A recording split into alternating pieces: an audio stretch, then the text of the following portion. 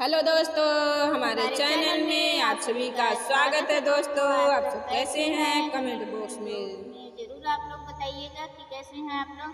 आप सबके लिए एक तुलसी माता का भजन लेके आए हैं, जो सुबह सुबह भजन होता है, बहुत ही अच्छा लगता है। आप लोग सुनिएगा और कमेंट बॉक्स में जरूर बताइएगा कि हमारा भजन कैसा लगा तुलसी माता का। लगाए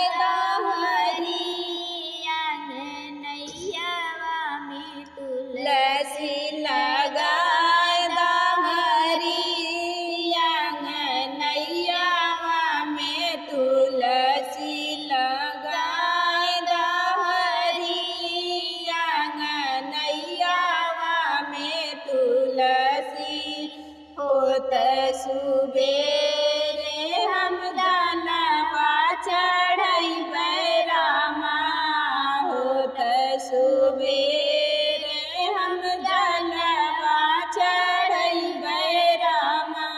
लगाए दहरी आंगनैया में तुलसी लगाए दहरी आंगनैया में तुलसी लगाए दहरी आंगनैया में तुलसी होत सुबेर हम आरती उतरबै रामा, होत सुबेर हम आरती उतरबै रामा।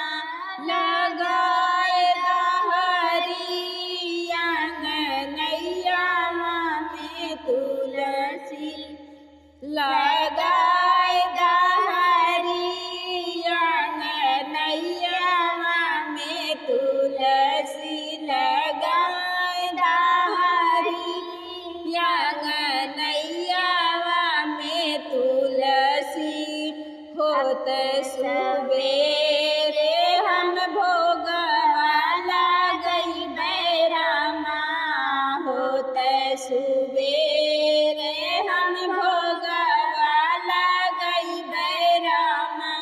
लगाए दहरी आंगनैया में तुलसी लगाए दहरी आंगनैया में तुलसी लगाए दहरी आंगनैया में तुलसी होत सुबेरे हम चुनरी ओढ़ैबै रामा, होत सुबेरे हम चुनरी ओढ़ैबै रामा।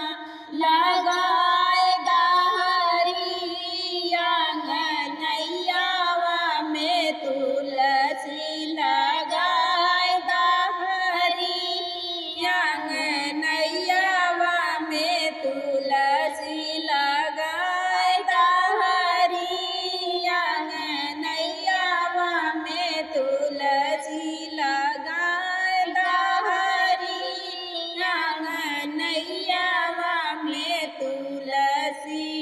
हमारा गाना कैसा लगा कमेंट बॉक्स में जरूर बताइएगा। मिलते हैं ना गाने नेक्स्ट वीडियो में।